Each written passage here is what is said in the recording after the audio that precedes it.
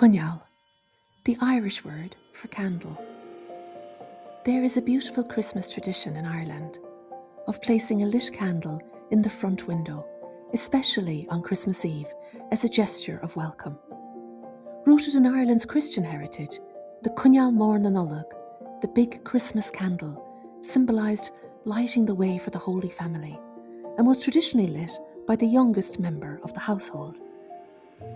The tradition was later reimagined by former Irish President Mary Robinson, who placed a candle in the window of Áras an Uachtaráin, the President's house, as a sign that Ireland always keeps a light on for its immigrants and exiles.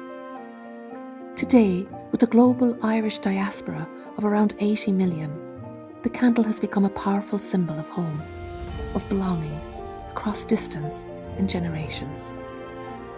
From a depth psychology perspective, the Coinneal represents consciousness, illuminating the darkness. Its flame evokes an inner home, a psychic centre that symbolically guides us not just back to a place, but to a deeper sense of wholeness and belonging. Coinneal, the Irish word for candle.